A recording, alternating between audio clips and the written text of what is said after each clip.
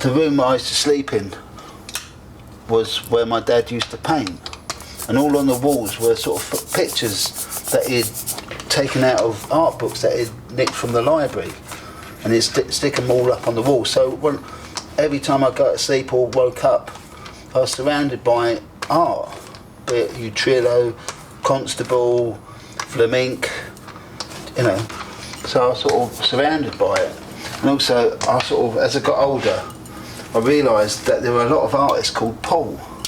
So that in some ways it sort of seemed to reiterate the fact that that's obviously got to be my job when I grow up.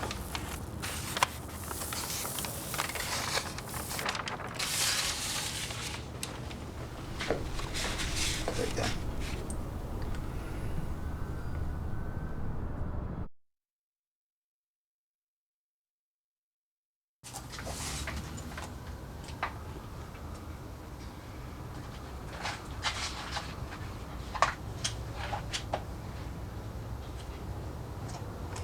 And that's one of my favourite pictures. That's the Shrimp Girl, and that's by Hogarth.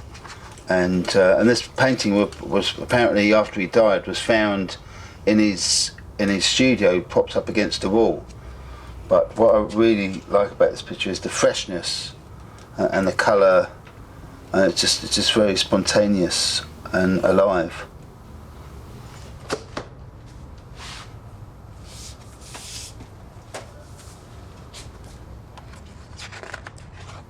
It's a nice Bratby picture of a toilet. So I think subjects like that, I don't know, I find them really exciting. I mean, they're sort of mundane, everyday things, but I think it's how they're made sort of in the ordinary, extraordinary. I sort of quite like the thing of that.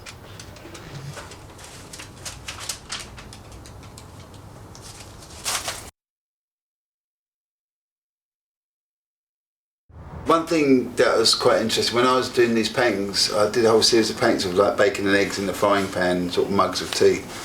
And it was interesting, somebody said, oh, that Paul, that's just, your paintings, it's just you trying to reassert your working classness.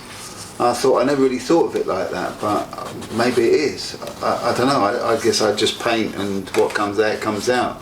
Or what my interests are, you know, in terms of visual stuff, you know, I like a lot of the kitchen sink stuff, the ash can school, Saturday night, Sunday morning films, you know, the It's Grim Up North type films.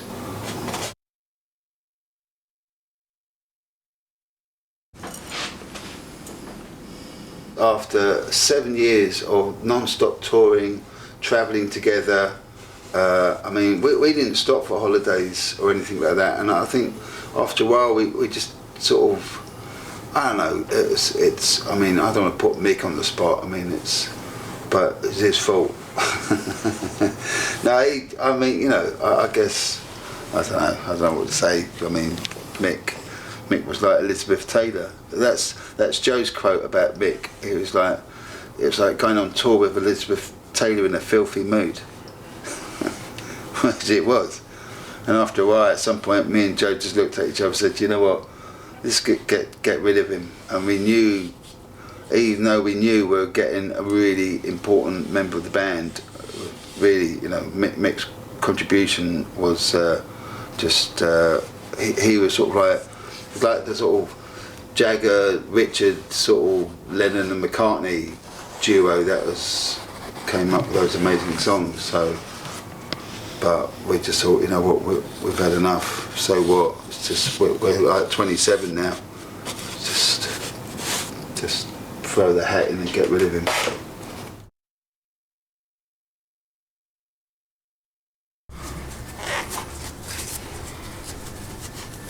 The advice I'd give to a young Paul Simonon is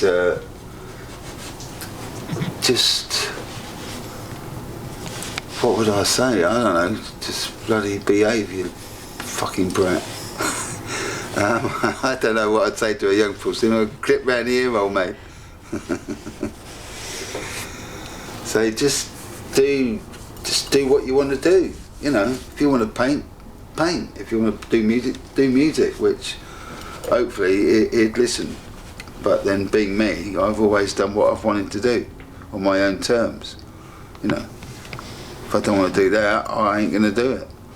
It's like I spent so much time not being at school that it's because I didn't like it. It was just like tedious. I thought there's got to be something more interesting than doing this. I mean, I did miss my mates at school, but then some of them would hop off school with me, so we had a bit of a laugh.